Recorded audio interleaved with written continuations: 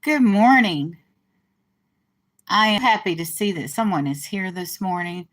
My has just had stuff thrown all over it, but welcome, welcome in, welcome in.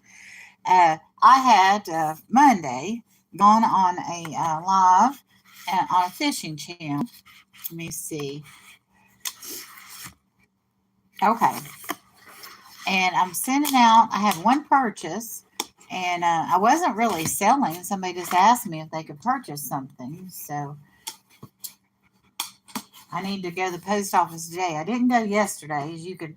Right before I started this live, I started sneezing, so I'm catching a little bit of a cold, and hopefully it won't interfere with the holiday.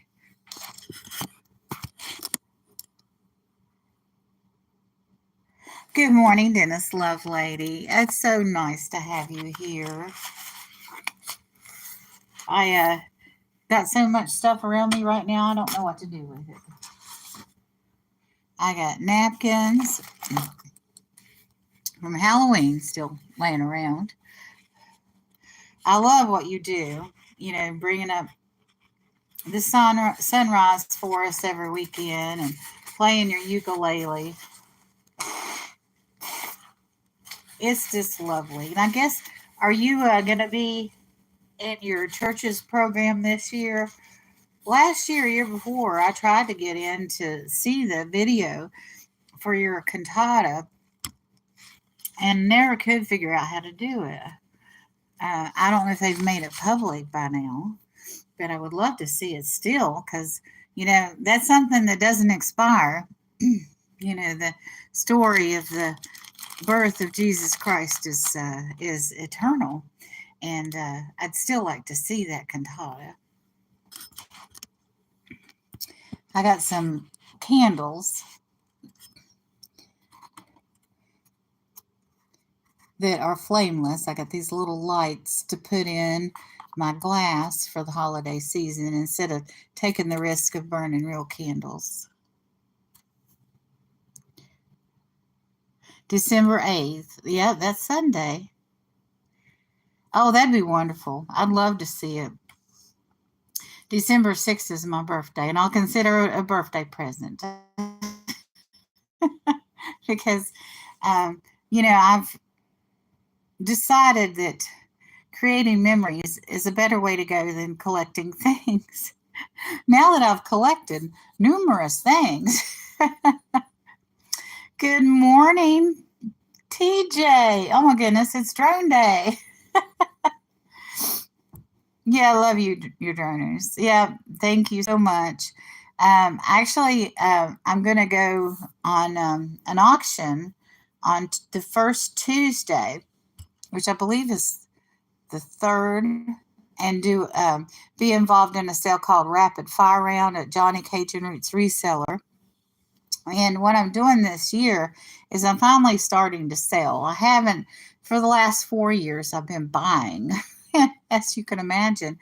I have a lot of stuff to sell.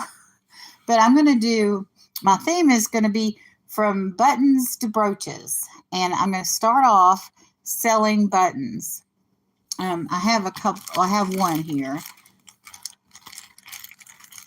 And I don't even know what this means. Maybe one of you guys will know what this button came from. Because I bought a big lot of buttons. And, there was just a huge variety of stuff. And it says, this sizzle never fizzles. I don't know. This might be from a commercial, kind of like Where's the Beef kind of theme or slogan. But I don't know where this originated. This is a vintage button. And let's see. I marked it for $10, so I may have done a little bit of research on it. I don't remember now because I went on auction 2 months ago and showed my buttons. And there were some of them I had to remove from the lot because they were political. No, it's December the 6th. I was just telling Dennis that if I could watch the cantata my birthday weekend, he has he has his church does a Christmas cantata on the 8th of December, that I would consider that part of my birthday, because that's an experience and not a thing. And there's only so much cake you can eat. There's only so many presents you can get with it being reasonable. We are going to go see a one day event movie on the 14th. Um, it's a Christmas cantata is a musical event, a live musical event where you go to the church, and I don't know all the implications of the word cantata, but it's basically a concert with live voices, and it's usually near Christmas. But I guess you could have an Easter cantata or a concert. It's just a synonym for concert. And I guess being as part of religious ceremony in America, as far as I know, I don't know if they use the word in England for an event like that. You're hungry. Oh my goodness. Yeah, we have to be thankful for what we have. I saw a guy. Good morning, Yappy Banjo. I saw a guy who was homeless who had this little kitchen, and he had one pot, and he had potatoes, and he had gravy, and he mixed that up. And I guess was from a previous Thanksgiving. And he had some bread, and he just told everybody, he showed how to cook it on this temporary stove that he had, and he told everybody to be happy with what they have. And that was kind of the secret of life, to be grateful for what you have. And that's kind of what Thanksgiving is all about. We don't eat pancakes around here. I have a family member that has celiac disease, and all the food that they can eat like that, like the pancakes and the bread and donuts and pizza and all of that, costs way, way more than a reasonable price, like 60% more.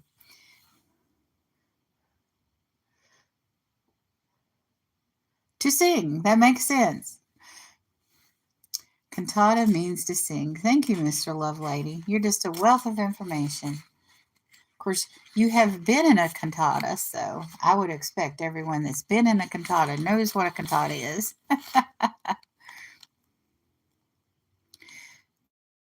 A work for voice or voices and instruments of Baroque era.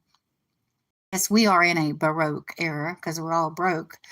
Let's see. From the beginning, in the 17th century Italy, both secular and religious cantatas were written. So there would have been classical musical cantatas too, and not just the cantatas in the church. I'm so sorry. I'm catching a cold. The worst time to catch cold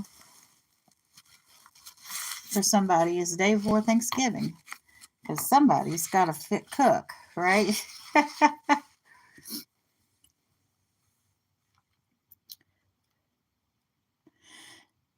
Well, I would say that Dennis had some prior knowledge because he's been in a cantata, but the history of cantatas, I'm sure he Googled. Okay. So it's a little bit of both. He's been in a cantata, he knew it was about singing, but maybe he didn't know it came from the Baroque era or it was Italian. It does sound Italian though. I only personally know one Italian word. Yeah. Hope you're sitting down. The one Italian word I know is kissa my assa. That's the only Italian word I know. But the English language borrows a lot from other languages. Like, you'll go have a croissant for breakfast, right? Yeah, maybe it is lame. Maybe you're a troll. I don't know. You're not being very positive towards me this morning, Yappy Banjo. So I don't know. I'll let you stay. I don't appreciate you calling me lame, and no one does. But you can probably tell from my voice that that doesn't bother me all that much. You're only half a troll? Okay. Well, I like friendly trolls. I try not to feed the evil ones, because they keep coming back. Yeah, spicy meatball. I had spaghetti last night. And I used to fix back when I was younger, I would fix like stuffed grape leaves and this and that. I'd fix a lot of good Italian dishes. We did a lot of homemade pizzas. Uh, what in the world? Do I have a delivery? It is not garbage day. Sounds like they're picking up garbage today. Oh, wait a minute. It is garbage day. I'm just messed up because of the Thanksgiving holiday. Right, right. But I was the one doing it. I was the one telling the evidently lame joke. So, but I guess I tell a lot of dad jokes. I'm getting a lot of email recently from the Bigfoot Museum. It's in West Virginia. They're having an event coming up. I'd love to go to it. Um, but I'm not traveling well right now. Oh, this hands. Well, when I was on the live with the anglers, with the fishermen, uh, a channel called Any Fin is Possible. I've been on their panel, on their live a couple of times now, and showing things that are related to fishing. So when somebody does something like catch a fish, I'll give them applause. Or I did that when somebody gave a super chat.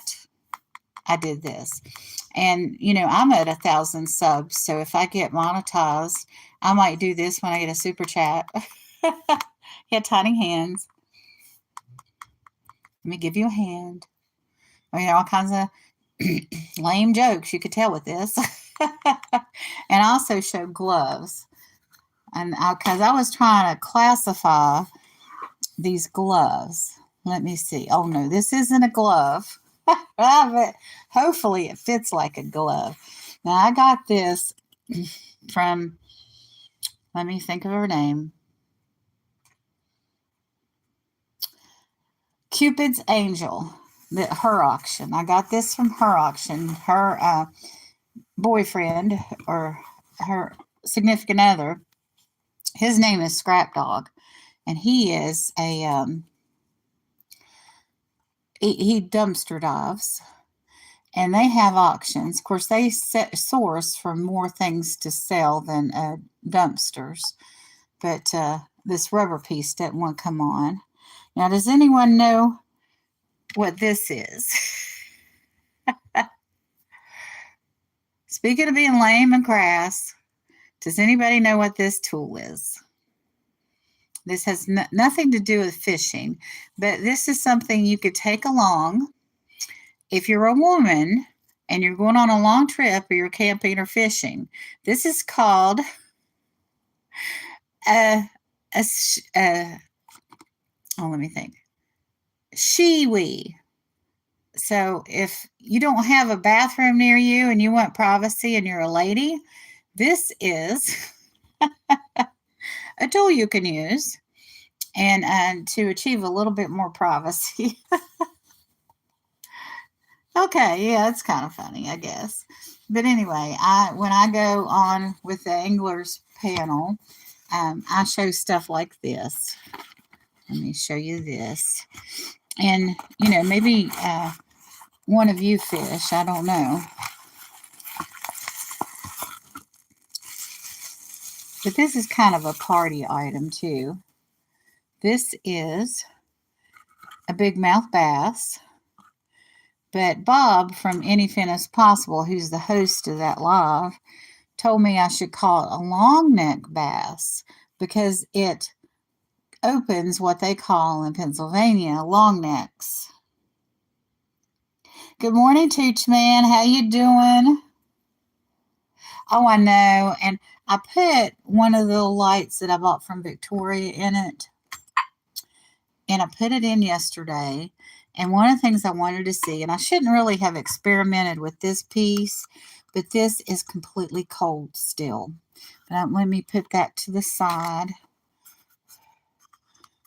Pull the tab on another one.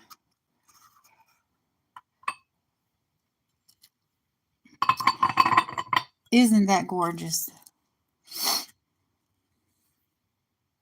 It has a little yellowing along the edge. I didn't notice that before, but it's at least 40 years old. And so I got 12 of these little tiny candle lights, and they do not get hot at all.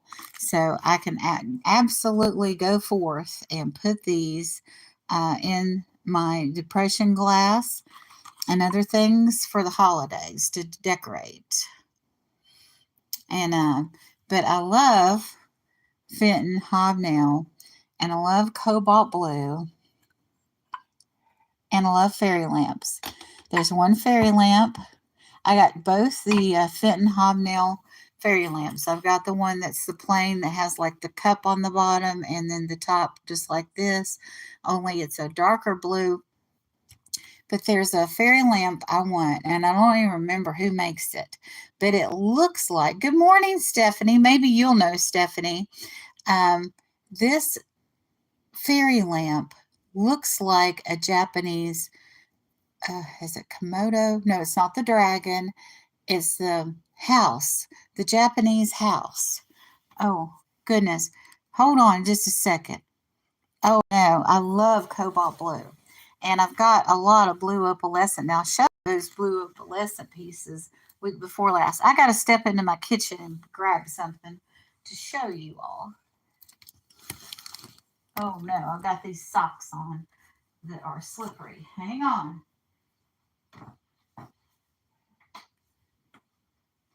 Oh, I got a piece right here. Now, if I can just get this candle off of it.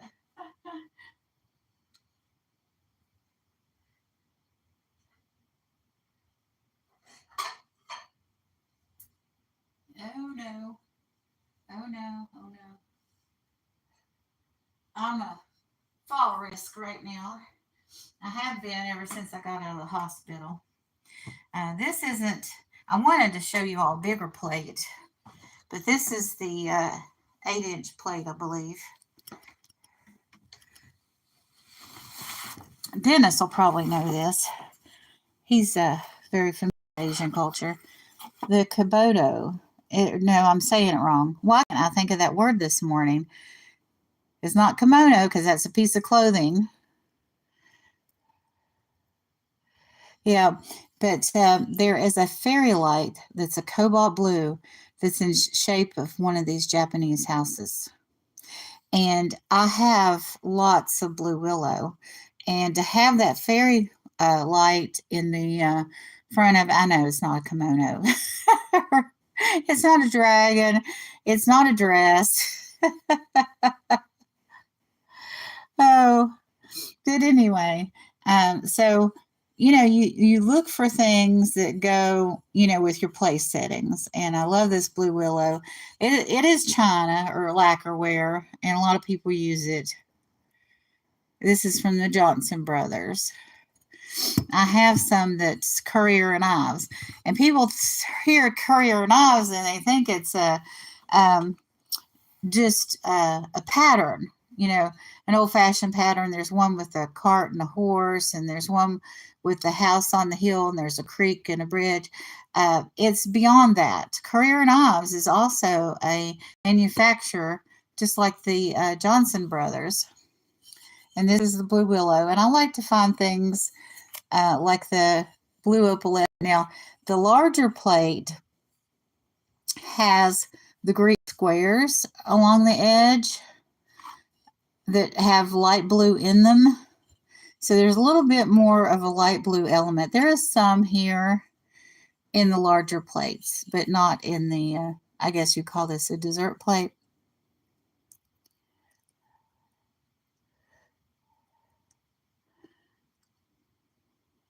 Yeah, I know you. And I'm on my phone. I'm on this live on my phone, and I only have this one phone. I need to rectify that because I can't Google while I'm live. Oh, that's got dust on it. And I had a candle on this in the kitchen, but I need to dust those off. I need to get those ready for the holidays. Let me go ahead and put up my long neck bass. Where did he go? Oh, here he is. Yeah, the long neck bass is going to go away. Well, so funny when I went to when I bought this from Dee Dee, the virtual shopkeeper Dee Dee, and she had said in the auction when she put this away is when I bid on it. I bid on it at the very end, right? Because I like to think about things. And people say, oh, refresh, because they think I have a lag. I'm just sitting there contemplating where it would fit in my home and what my budget is. And, you know, if the stars are aligned and everything else. So anyway, she got done with the fish. And before I bid, she said, well, let's put away this ugly fish. It was so funny. I had to laugh. The first time I showed it with the angler group, when I was on panel, they were like, oh, that's beautiful. So beauty is truly in the eyes of the beholder.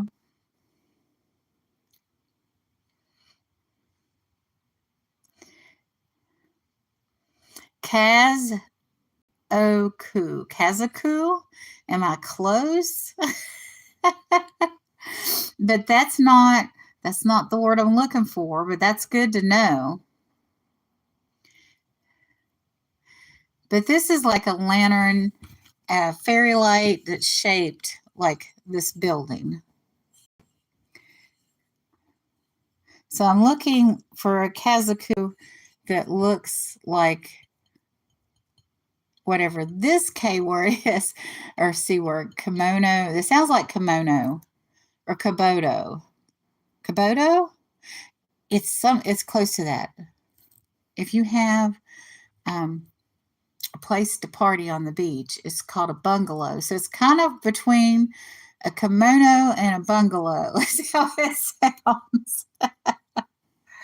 But obviously I'm failing foreign languages. Kaz Oa O Ku. Kaz Oku. Kazaku. Komodo dragon. Oh, okay. I do have some dragon. But anyway, I'm going to go from selling buttons to brooches, and I've got some pins to sell in between. So I'm going to build. I'm going to start with the buttons. I'm going to go to pins, and then I'm going to go to brooches. And like here, this pin is one that I won't sell, because every time somebody sells, they come up and they show something with their state on it.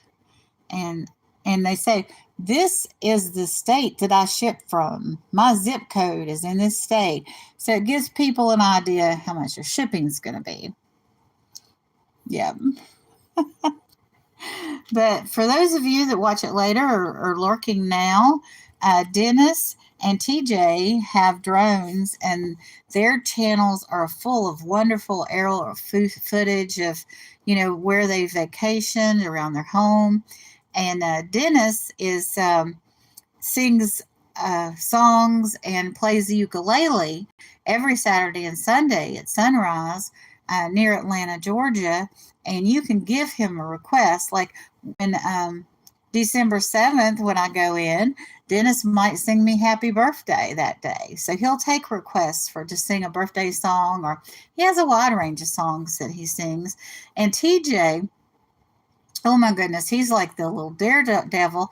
He was flying through trees the other day, and I was just kind of expecting to be run into a tree, but he didn't. He just flew through those trees and through those poles and around those objects, just, like it was nothing. And it was just kind of wonderful.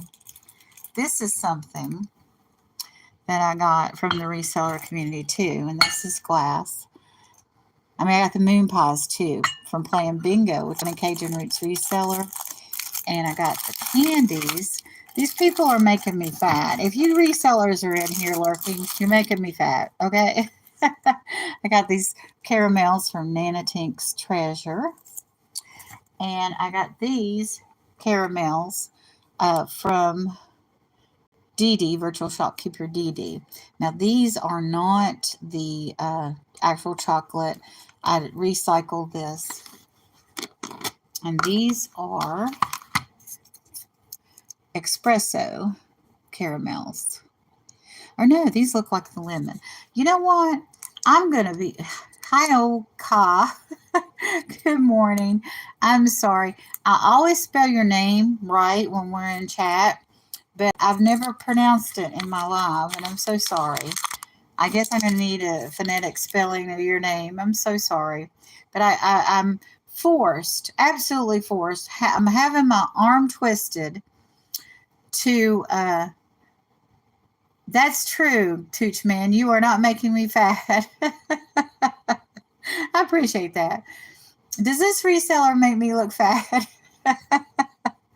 Well, anyway, I'm being forced to actually try this because I don't know whether it's espresso or lemon. So hold on just a second.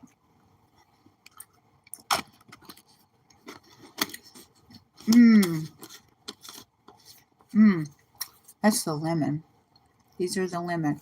Even though I had bought the chocolate before and ate them all. So when they came in a bag, I went ahead and put them in these containers. And oh my goodness. And when I went in the hospital earlier this year, I was told that I need to calm down on the sweets. And I used to eat like a caramel, a moon pie, and a peppermint caramel in one morning. So, and I used to eat, I used to limit myself on 4 caramels a day from DD Sweeties.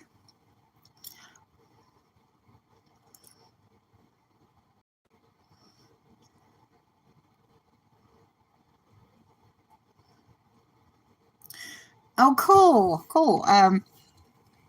You might know what this building is called.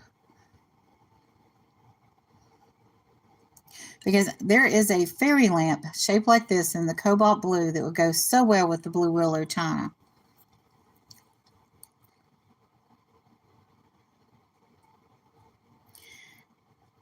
How well?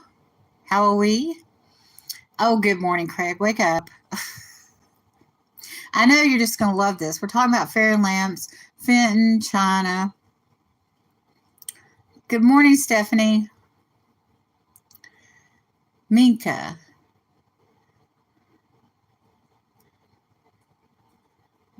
Ginkan, specific type of house called a shoya house. In the center of the village.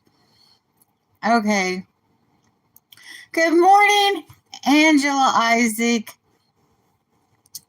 Stephanie is giving me some wonderful words for the thing, for the house, the Japanese house here. And it's also a word, I think, for temple that I'm looking for. Yeah, oh yeah, I love this fairy lamp. And I got these little lights from Victoria. And yesterday I put one in. And it's actually still working. But the important thing that I found out was this does not get hot, this fake little candle light. And so it's perfect. I'm going to I've got a dozen of these, and I'm going to drop them in depression glass and other things for the holidays to just kind of light everything up. Good morning, Robin. Pagoda. Thank you, Robin. Pagoda. That's exactly it. So there is a cobalt blue pagoda fairy light lantern, and it is stunning. And I have this one, and then I have the regular one, regular fairy lamp from Fenton, that has this part over a bowl on the bottom. It's really simple, but this is a 3-piece. And I know this is at least 40 years old. And it does, oh, I guess I have to take it apart to show this because I don't want these parts to be broken.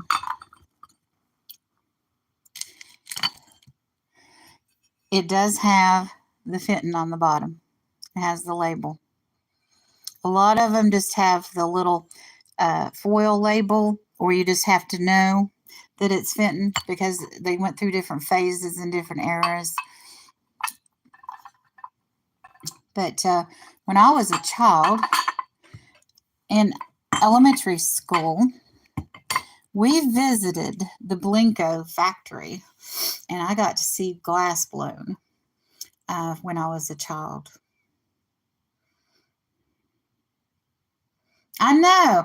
And, you know, I do this live on my phone. A lot of people have a laptop or they have an independent camera or independent phone for their live feed, and they've got their phone. So I could have Googled pagoda, you know, in 10 seconds. Oh, I've been having too much fun. But I've been saying for months now, this will be shocking to some of you, but I'm not a really organized person. And so I've been saying for months, I'm going to clean off this table. And I just keep getting more packages. Oh, yes. Good morning, Steph. I hope you're feeling good today. I showed some other items. I have a problem, and kind of relating to people that have had issues shipping things.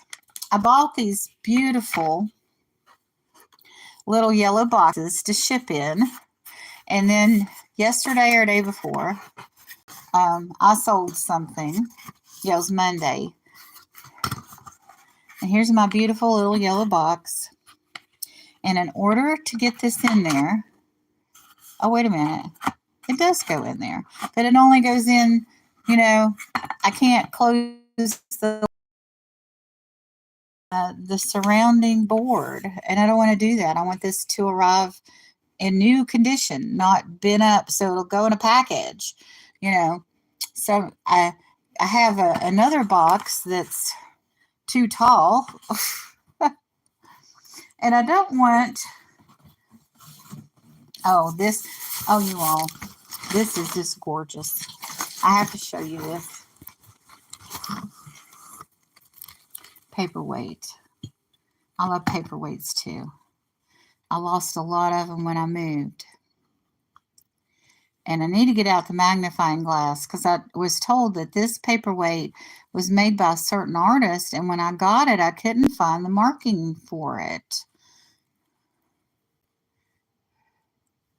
I mean, I know sometimes things are unmarked, but during the auction, he picked it up and looked at it and said, oh, this is made, you know, like it was marked. And I can't find the mark. I mean, you can tell that this is a wonderful hand-blown piece of art. But I can't find the maker on it. Isn't that gorgeous?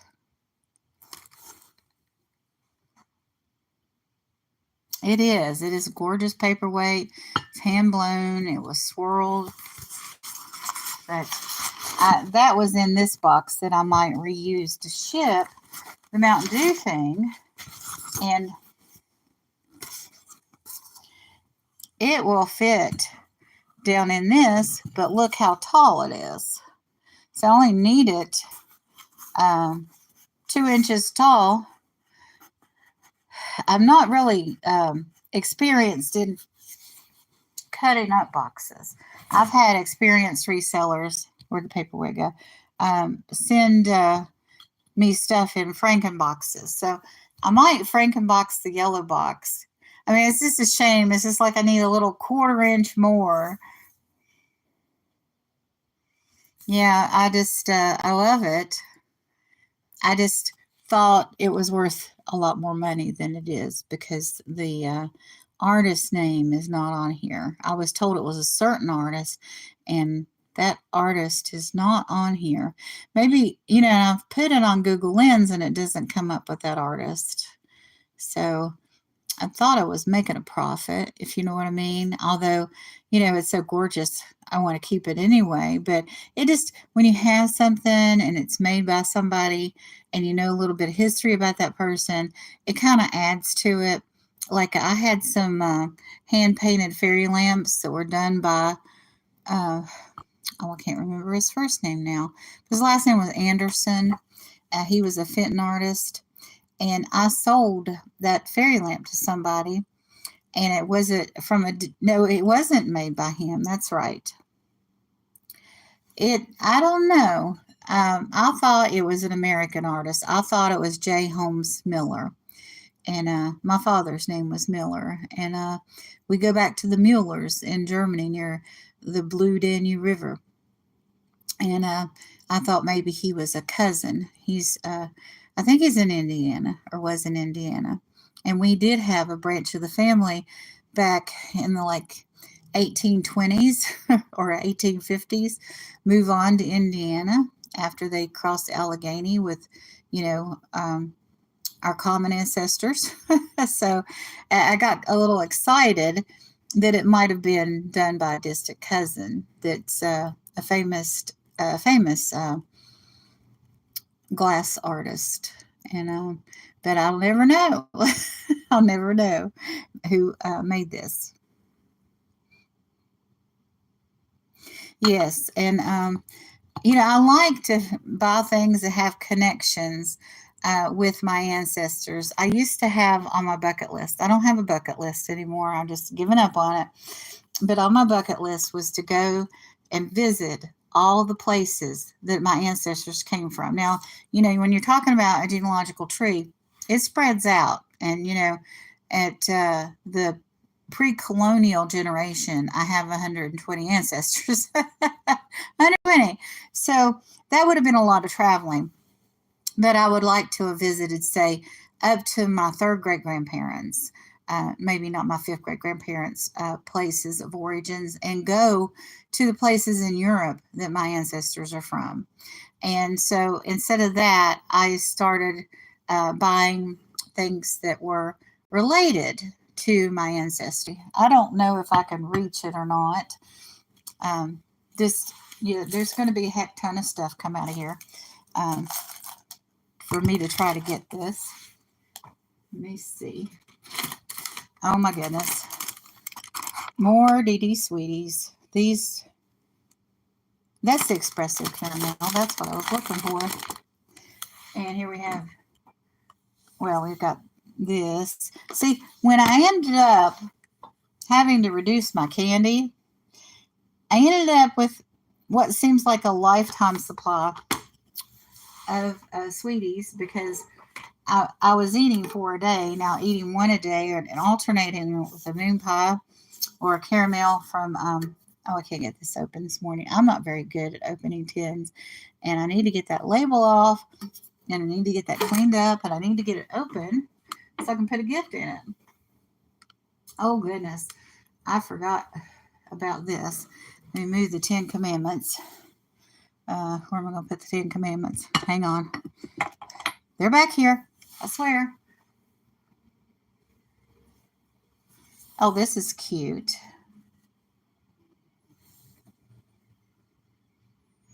Oh, it's upside down. I like botanical looking stuff too. So you people in here that are sellers are learning what I like.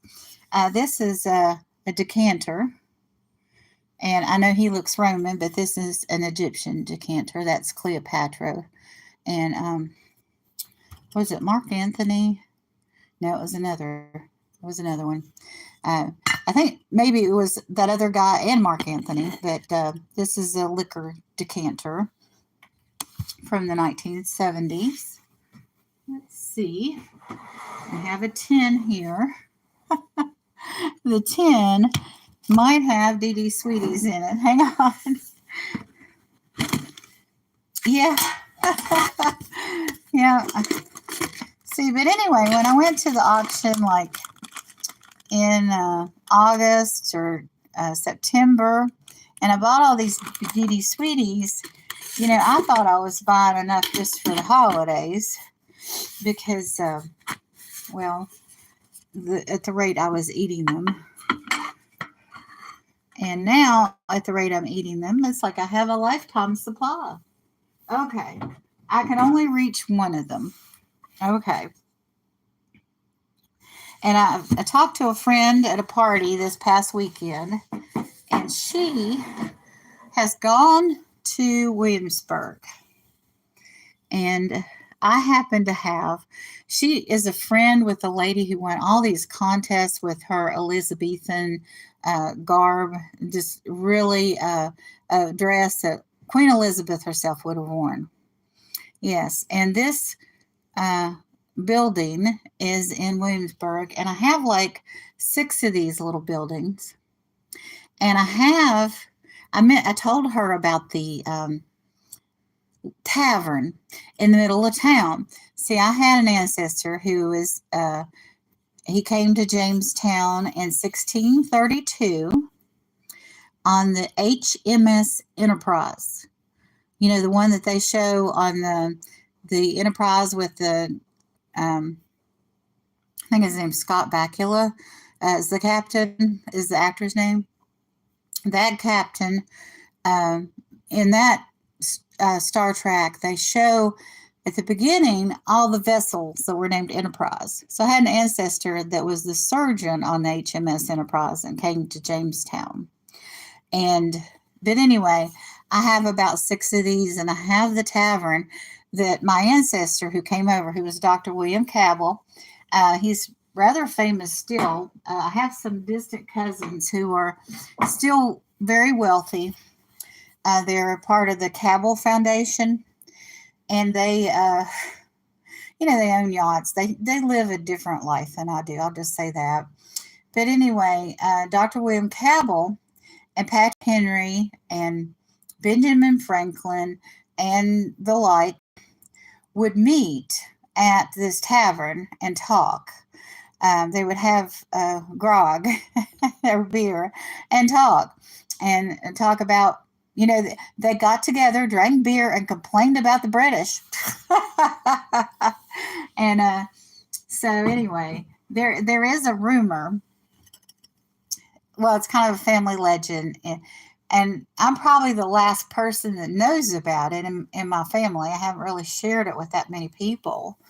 So sit down and listen, because I may be a descendant of Benjamin Franklin. Because once Dr. William Cabell came over, he married a lady whose family was very, very posh. And she makes me eligible for the Jamestown Society, actually, because her ancestors were there from the beginning. But anyway, my ancestor, that's the son of them, supposedly, it was rumored that he was conceived when Dr. William Cabell was back in England, because after he came over here, he went back and forth. And every time he was the surgeon on the ship that went back and forth. But his parents and aunts and uncles were passing away. And in England, after he came over here, so he had to go back and settle their estate. So he was gone. And so it was rumored that Benjamin Franklin, who was known to cat around because he had children, he had African American children or descendants to this day that run, the old homestead, as I'll call it. But I never made an issue of it to have the DNA test done, because all that would just cost a lot of money. And so I never did it. And what would I do? Stand up and say, well, I'm an illegitimate descendant of Benjamin Franklin too. Can I have a piece of the pie? Because the answer would be no, you can't. That would never happen. I know those, well, my theoretical cousins had to really fight for their rights with that. And I wouldn't take that away from anybody. I just wouldn't, you know. But I'd always thought that because I just, our family, my father's side, gravitated to postal work and communication. I had a third great grandfather that delivered mail on a mule. So that's why, that's one of the other reasons I get so upset when the post office workers are make mistakes or they're crass because, you know, postal work is like a family tradition in my family. It's like when you get, if you're a customer service agent and you get that person on the phone that used to be a customer service agent, you know, that used to do what you're doing now, and it's just like kind of a nightmare. Yeah, it is incredible, but I have no idea whether it's true. It's just a rumor. You know, when I studied genealogy starting at the age of 10, and my mentor was Sigfus Olafsson, who was an attorney, an archaeologist, and he also had been best friends with my great grandfather. I was 10 and Sigfus Olafsson was 80, and we had a friendship. He gave me a fossil. I need to find it, but Marty broke it, and it was so. Yes, that is a paperweight. Good morning, Devin. I didn't see you come in.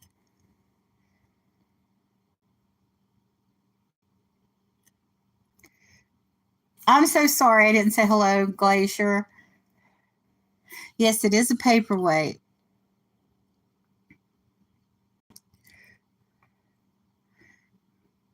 Isn't that beautiful? It's handmade.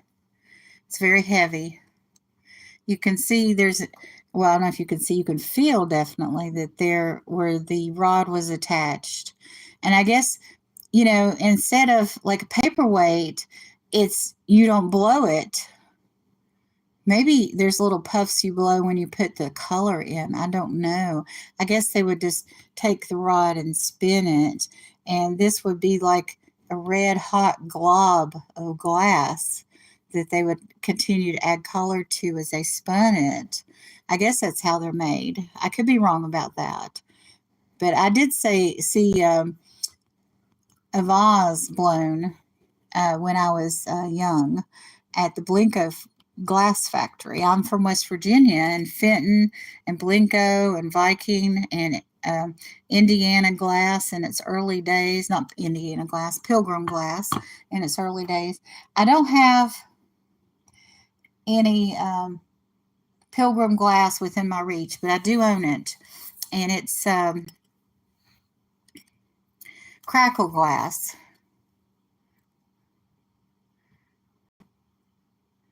Postmaster General, not postman. Well, actually, I shouldn't be saying postman anyway. I should be saying letter carrier because that's the generic. Because I was a letter carrier when I was in my 20s, and that's how I worked my way through college. That's how I paid my college tuition. I worked for it because my parents believed that young women should not work, that they should stay at home and have children. And all they wanted from me was to get married and have children. That's all they wanted. So I had to fight to go to college, and I had to pay my own way.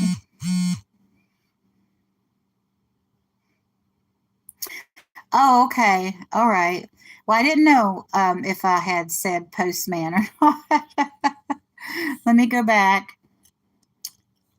Benjamin Franklin was the first postman. Yes, he founded the United States Postal Service. And that's one of the reasons it's so ironic that my family might be illegitimately descended from him. I mean, it's just a rumor. It's just a legend. It's probably not true, but, you know, it's kind of amusing. Roll call, Cabin. Good morning. Good morning. Welcome in. Welcome in. I'm so happy to see everybody. I unboxed this yesterday. I'm going to take that to the next party I'm having with that group. That the lady that who is a garb maker, she's a SCA member. She makes all these elaborate 15th, 16th, 17th century outfits, mainly for men. She does make those like Shakespearean pantaloons or puffy pants that come down to the knees that kind of look like high waters, but they're really fancy high waters. She makes those kind of clothes by hand. But I'm going to take around these earrings and see if anybody wants some Christmas earrings at that next party. We had a good time last time. We had missed like 3 months of partying. The Halloween party got waylaid because my brother was sick. And so everybody had a weak immune system like me, and Marty stayed home. But so nice to meet you. I remember when, Nancy Pelosi. Was it Nancy Pelosi? No, it was Elizabeth Warren. Elizabeth Warren thought that she had Native American ancestry, and I was in the same boat. I had another family legend in that same family line with, that potentially was Benjamin Franklin, that if, my ancestor is not illegitimate, then their legitimate ancestor was descended from Pocahontas's sister. And Elizabeth Warren thought she was descended from Pocahontas. And I went ahead, after all that came out about her, saying she was descended from Pocahontas. Now, you have to understand, the chief of the Powhatan tribe that was here, that was, pre-Thanksgiving Day, pre-Plymouth Rock in Jamestown, because Jamestown came first, was settled first, before Plymouth Rock. My apologies to those of you in Massachusetts, but Jamestown was here first. But anyway, I can't pronounce his name. His name is like 14 syllables, Pocahontas's father. But Pocahontas had a sister, and her name was Nikita. But they, how colonial people and Americans in general have problems saying foreign names. So instead of Nikita, they called her Naked. So she was Princess Naked. So our family legend was that we were descended from Princess Naked. Well, it turns out not. So I got DNA, just the general DNA test. The thing was, I don't have any Native ancestry at all. I'm completely European. My ancestry is like a gumdrop in the middle of the UK. A little bit of Scottish and Irish, but mainly a gumdrop around London. And I got 4% Italian. So I got 4% olive.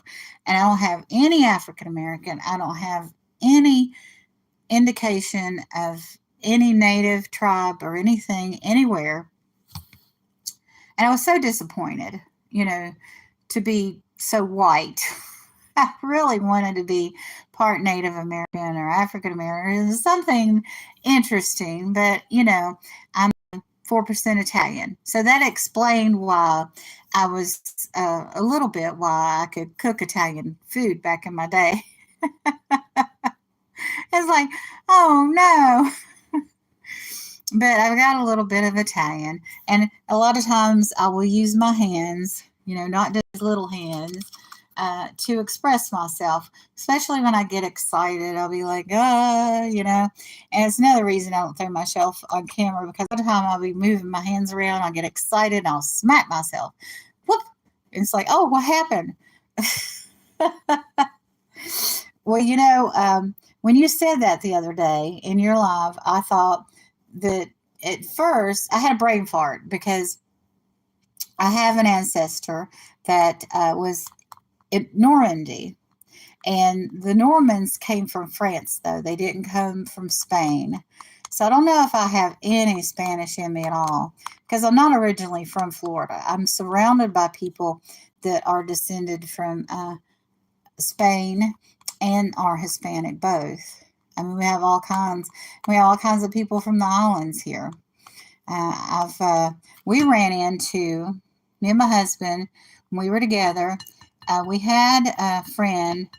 I'll just call him Franklin. That's what was the American name he used. He used the name Franklin, and he was a childhood friend of Fidel Castro and his brother. I don't remember his brother's name, but anyway, he was he was a security guard. So him and his wife would come over, and we would have cake with them. And that's not as cool as. Oh, let me think. Let me think. Oh my goodness, I'm bringing up dead brain cells here. He's a black and white artist. He shoots the Everglades with this great big, like, wooden cabinet camera.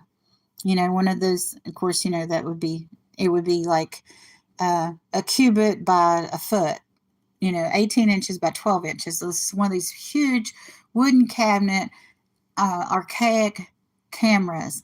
And you would take it out on a tripod. Clyde Butcher, and his wife, Nikki, they were friends with Dennis Leary. When they lived in California, they would go out in their backyard and they lived next to the Learys, and they would have weenie roast. My goodness, I can't talk this morning. Where is my coffee? But anyway, they would have weenie roast with the Learys, and I thought that was hilarious. But we had, dessert and tea. I didn't drink coffee then, believe it or not, with Fidel Castro's childhood friend, which I don't know. He wasn't, he came to the United States. Franklin did. So he wasn't, philosophically, he was, believed in democracy. He didn't believe in the government that Fidel ruled, but, or he would, if he agreed with him, he probably would have stayed, right? Because he was close to the dictator. And, but that was all interesting. He tried to sell me. No, he repaired my VCR. Yeah, but life in the big city, you just we have all kinds of people here. When I used to work as a kind of like a hostess slash security guard slash door person at a company here in town that manufactures cars, and I would work that little awkward shift, the 3 o'clock to 8 o'clock that nobody wanted. And we had a Russian cleaning crew, and they didn't speak any English, and I had to give them directions. And so I learned early on how to communicate with people that spoke other languages. So it's been an interesting time here in Jacksonville for sure. I don't think I could ever leave because, well, the my hometown is a gluten-free food desert. There's very few gluten-free foods. I would have to go back. I would have to garden, or I would have to rely on people that garden to get fresh whole foods, because there's a lot of poverty there, and people eat a lot of cheap manufactured foods, and they don't, whole food market. There might be one in the southern part of the state, but that'd be about it. So keeping Marty well fed and healthy would be a definite struggle. I mean, I'll be honest with you, it's a struggle in Jacksonville, Florida, but it would be near impossible back home. So, and a lot of people, when you start talking about autism spectrum disorders and ADHD and celiac disease, a lot of people that will say to you, well, that doesn't exist. So, there are political attitudes out there that are against you, and all you're trying to do is get food for your child. It's like, no, this is real. And if we feed her the wrong thing, she's going to have, they are going to have certain reactions, and it's not going to be pretty. So we have to feed them right, or, they could die. And that's kind of a horrible thing to live with every day. Yeah, they are real and they're a struggle. And it's not only the people that have to have special diets, I mean, that really, really have to have special diets. can have food deserts for the food that they need. But we have urban areas now that they don't have grocery stores that are food deserts for everybody. And all they have is that little corner convenience store with the potato chips and soda. And, we wonder why people are getting cancer because, if you eat this manufactured food, if you just, grab that frozen pizza every day, because that's what makes your kid happy, that's really unhealthy. And a lot of people, that's all they have available to them is manufactured food. And so we have nutritional food deserts, actual food deserts, and then food deserts for people that have special diets. And so that would be a food desert for my child and to go back home. And, I just can't do that. That's right. You live, I know, well, I don't want to divulge anything, but I know how you're living there. And I like here in Jacksonville, we have a couple of bases, uh, and we have oh, what is it? I can't go out there because well, my strange husband was Navy, so I don't go to the PX or whatever it is. But we have a large city around, so it's not like it's just a place where there's just the base and then it's kind of, for miles and miles around it, there's nothing. Our bases aren't isolated like that. We have Mayport. I don't know if you've heard of Mayport. I know it's a different branch than what you have been brought up in and your kids are in of the military. But Johnny Cajun Reed's reseller was stationed here. Probably, I would like to find out what his old address was to see how far I live from where he lived when he was in the Navy, because the house that I live in was built by an old Navy sea captain, and I haven't done the title search yet. I need to do the title search and find out his name, because I would like to go out and photograph his grave if he's buried locally, and know more about the history of the house. Because it was born. It was built in 1949. So World War II era Navy captain built this house, but he built it when he was on active duty, because all the little houses around here were all built about the same time. There's like 6 of them on the end of this street that were Navy houses. So they were built when the people were in the Navy, and the captain lived here when he was still a captain. And the there have been some odd things that we've discovered since our family owned this house. Like, there was in the backyard between our yard and the yard behind us, there was chicken wire. And on the side of the house, there was lattice along the carport, except for this one section.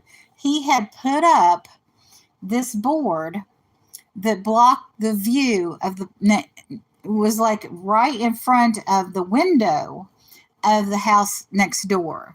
So evidently I don't know if he was a little paranoid or if there were things actually going on that he needed to do those things. Yeah, it's a very mid-century modern house. I love it here. I love this house. And I get calls all the time for us to sell it. I'm like, no way. And they're like, well, when do you think you will sell it? I'm like, oh, maybe 35, 40 years. Good morning, Dan. Oh, Dan's from the UK. He's got these wonderful big fish tanks, and he has these goldfish, and he has a pair of mating Oscars. I keep waiting to see the fish eggs. Yeah, it's I have a lot to be grateful for. I will say that. And oh my goodness, I am running over time. I just got to talking, and I'm so sorry, you guys. I know it's going to be a busy morning for all of us. And you all have a wonderful and blessed day.